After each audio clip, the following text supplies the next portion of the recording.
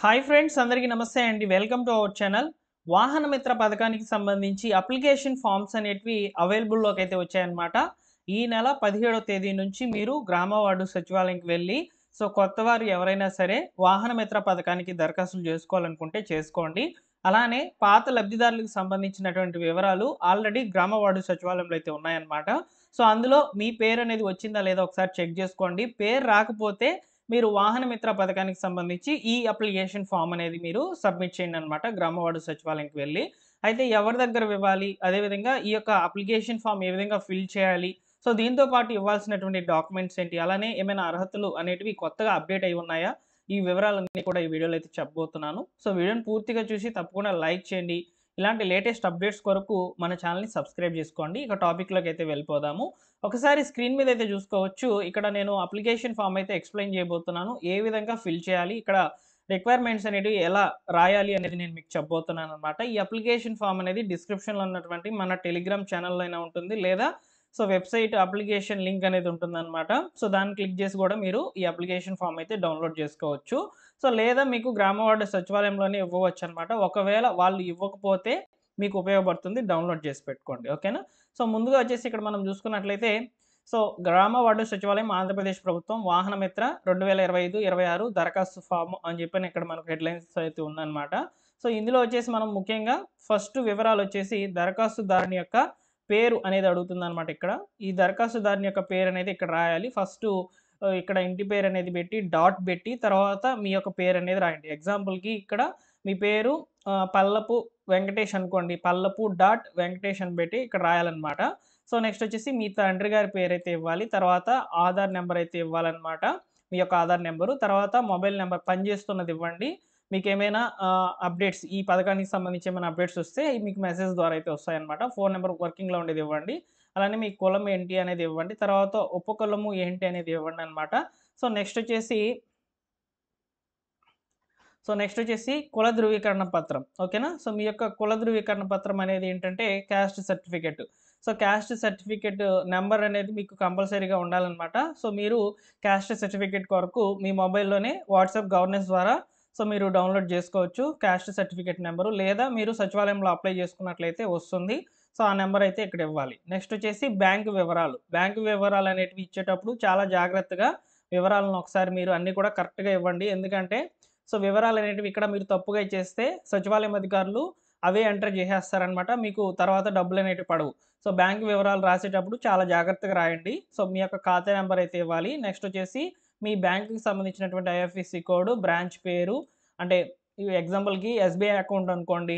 ఇక్కడ మీ యొక్క ఖాతా నంబర్ ఇవ్వాలి. తర్వాత ఎస్‌బీఐ మీ యొక్క ఐఎఫ్ఎస్‌సి కోడ్ మీ బ్యాంక్ బుక్‌లోనే ఉంటుందనమాట. ఆ నంబర్ అయితే ఇవ్వాలి. తర్వాత బ్రాంచ్ పేరు అంటే ఎస్‌బీఐ పలానా అంటే SBI Venkatagiri, SBI Nellore, SBI Tirupati ఇలా ఇవ్వాలన్నమాట.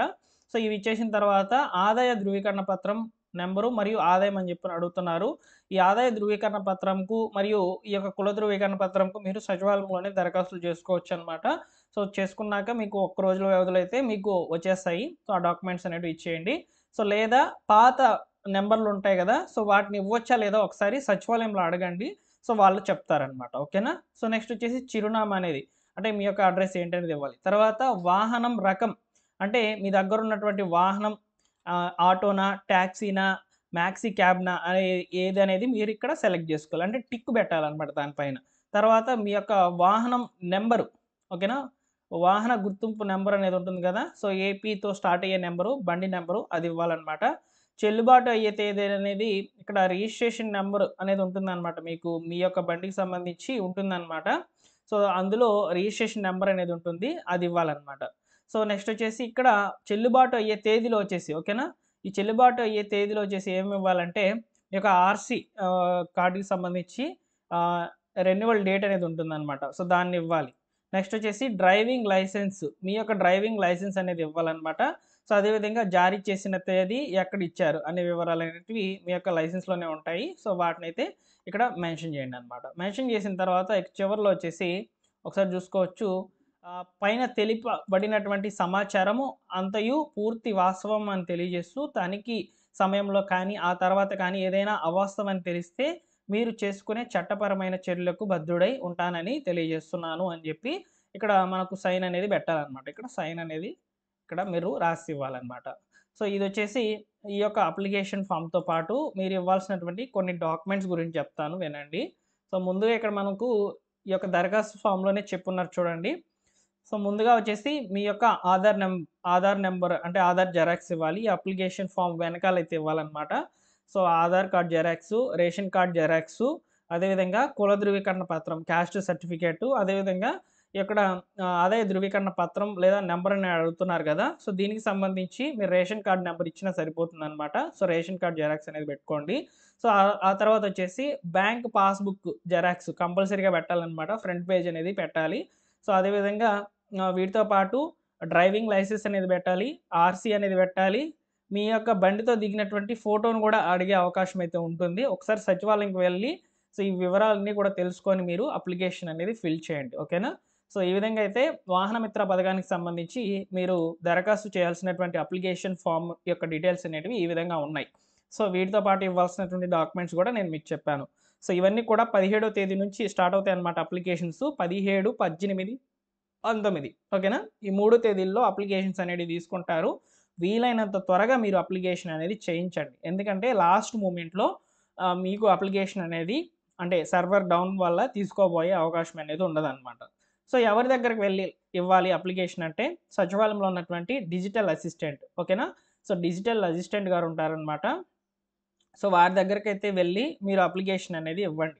ఓకేనా? వారి లాగిన్ ద్వారానే అప్లికేషన్స్ అనేటివి జరుగుతాయన్నమాట. సో, ఇంకా ఏమైనా డౌట్స్ గనుక ఉండినట్లయితే ఈ పథకానికి సంబంధించి అప్లికేషన్‌కి సంబంధించి మాత్రము తప్పనిసరిగా కామెంట్ సెక్షన్‌లో తెలియజేయండి. మీకు రిప్లై అయితే ఇస్తాను. ఆల్రెడీ సచివాలయం పాత లబ్ధిదారుల యొక్క లిస్ట్ అనేది ఉంది. 2023కి సంబంధించి ఆ లిస్ట్‌లో పేరుందా లేదా ఒకసారి చెక్ చేసుకోండి. పేరు లేకపోతే మీరు ఈ అప్లికేషన్ ఫార్మ్ అనేది ఇవ్వండి. ఇంట్లో ఒకరికే వస్తుందండి. ఇద్దరికి ఉంటే ఇద్దరికి రాదు. ఒకరికే వస్తుందని చెప్తున్నారు. అదేవిధంగా ప్యాసింజర్ ఆటో అయితేనే ఇస్తామని చెప్తున్నారు. ట్రక్ ఆటోకి ఇస్తారా లేదా అనేది ఒకసారి మీరు మీ సచివాలయంలో అడగండి. సో, మనకు వచ్చినటువంటి సమాచారం ప్రకారము ప్యాసింజర్ ఆటోనే అని చెప్తున్నారనమాట. సో, అది మీరు కన్ఫర్మ్ చేసుకోండి. ఈ డౌట్ అనేది కొంతమందైతే అడిగారనమాట. అలానే కొంతమంది మా భార్య పేరు మీద బండి ఉంది. మేము బండి నడుపుతున్నాం. మాకొస్తుందా అని అడుగుతున్నారు. హౌస్ హోల్డ్ మ్యాపింగ్‌లో మీ భార్య మీరు ఒకే దగ్గర గనుక మ్యాప్ అయ్యి ఉంటే ఒకే హౌస్‌లో మీకు ఖచ్చితంగా వస్తుంది. సో, ఆ ఇబ్బందులేం లేదు. సో, మీరు అప్లై అయితే చేయించండి. ఓకేనా? ఈ విధంగా అయితే అప్లికేషన్ అనేది చేయాలి. అప్లికేషన్ చేసిన తర్వాత మనకు 1వ తేదీన ఈ యొక్క రూ. 15,000 డీబీటీ విధానంలో మనం ఇచ్చినటువంటి బ్యాంక్ అకౌంట్‌కైతే ట్రాన్స్‌ఫర్ కావడం జరుగుతుందనమాట. ఫైనల్ ఎలిజిబుల్ లిస్ట్ ఈ నెల 29వ తేదీనైతే వస్తుంది. 29వ తేదీన ఎలిజిబుల్ లిస్ట్ అనేది వచ్చినప్పుడు మీరు ఏ విధంగా చెక్ చేసుకోవాలనే వీడియో నెక్స్ట్ అయితే వస్తుందనమాట. అలానే ఈ అప్లికేషన్ సమయంలో ఎవరైనా కామెంట్స్ అనేటివి పెట్టినట్లయితే అంటే వారికి ఉన్నటువంటి డౌట్స్ ఏమైనా గనుక ఉండినట్లయితే వాటి మీద తప్పకుండా వీడియో అనేది చేస్తాను. సబ్స్క్రైబ్ చేసుకొని రెగ్యులర్‌గా ఫాలో అవుతుండండి. Thank you for watching.